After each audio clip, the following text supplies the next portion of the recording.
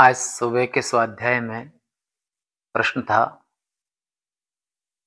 विवश कौन होता है इस दुनिया संसार में। अविवेकी की विवशता।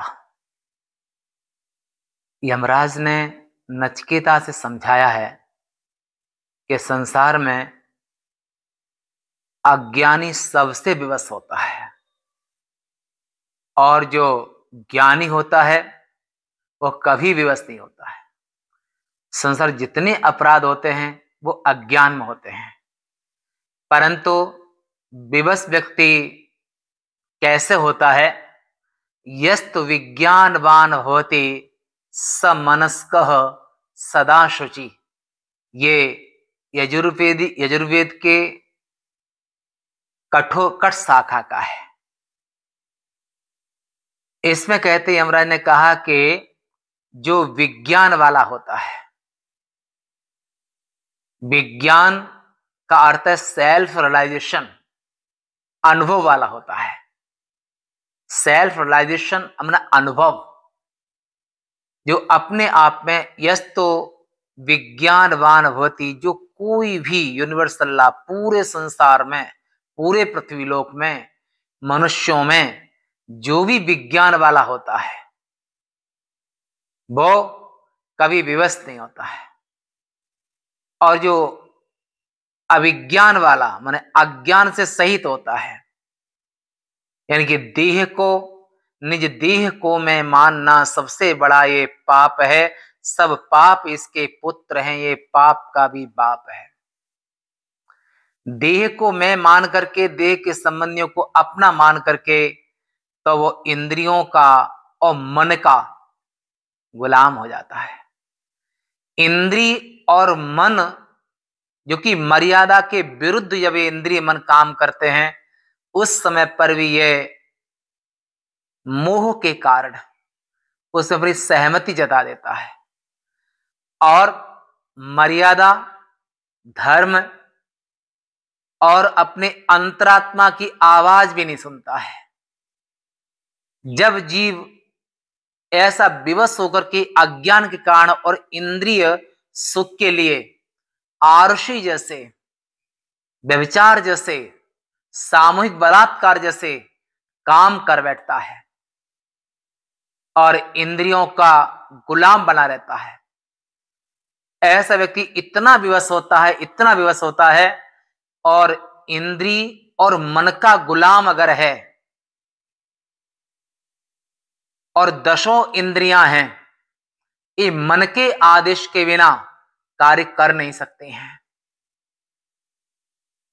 और जो मन अगर अपवित्र है, मन में पाप वासना है, मन में कामना है, यानी कि अज्ञान से कलुषित मन है, तो वो सीता जैसी पवित्र नारी पर भी आरोप लगाने से चूकता नहीं है। सीता कोई नहीं राम को भी दारुण दुख देना। और उस समय पर भी केवल सीता को नहीं, राम को भी दारुण दुख दिया, जो उसको लास्ट में अपने सत्यता को सत्य सिद्ध करने के लिए पृथ्वी में प्रवेश करना पड़ा। तब सीता ने कहा था, ऐसे पवित्र नारियों पर, पवित्र पुरुषों पर और पवित्र जो लोग हैं उन पर भी कलुषित मन वाले, अपवित्र मन वाले, असंयत मन वाले जैसे अप तैसे ही जग जाने। जैसे स्वयं मन और इंद्रियों के गुलाम होते हैं, ऐसे औरों को समझते हैं। और ऐसे जो लोग हैं जो अज्ञान के अधीन इंद्रिय मन के गुलाम होकर जीते हैं, वो जैसा मन में आया, मन जैसा चाहता है, इंद्र जैसे वैसा किया, ऐसे व्यक्ति हमेशा अपवित्र होते हैं। क्यों? अविज्ञानवान माने ज्ञान से रहते अंतःकरण जिसका, पर अमनस्कः, समनस्क नहीं, अमनस्कः माने मन के अधीन है, मन को अपने अधीन नहीं किया है। जो मन और मन इंद्रियों के अधीन है। और मन का कहा न कीजिए, मन है पक्का भूत, ले डुआव दरियाव में आप जाएगा छूट। ऐसे अज्ञान अवस्था के कारण, कलुषित चित्त के कारण और अपवित्र मन के कारण काम, क्रोध और लोभ रूपी दलदल में इससे मन भटक जाता है। तो इसके लिए यमराज कहते हैं कि यस्तु अविज्ञानवान होती, माने बिना ज्ञान से रहित, और जो ज्ञान से रहित है तो वो इंद्रियों का गुलाम अवश्य होगा, मन का गुलाम अवश्य होगा, और मन और इंद्रियां उसकी पशुवत काम करती हैं, पशुवत काम करती हैं। मन की वेद पुराण आदि शास्त्र की मर्यादा को त्याग करके और मन माने आचरण करता है, और जो नहीं करना चाहिए वो भी करता है। अगर जिसका मन इंद्रियां बस में नहीं है वो सदा अपवित्र होता है। ऐसे ही व्यक्ति जब अब मन इंद्रियां जिसके वश में नहीं है और मन इंद्रियों की जो वश में है, मन ने जैसा कहा, इंद्रियों ने जैसा चाहा वैसा करने लगे, तो उस जगह व्यक्ति अपना विवेक खो बैठता है। यानी कि विवेक के अभाव का नाम अविवेक होता है, माने अज्ञानी होता है।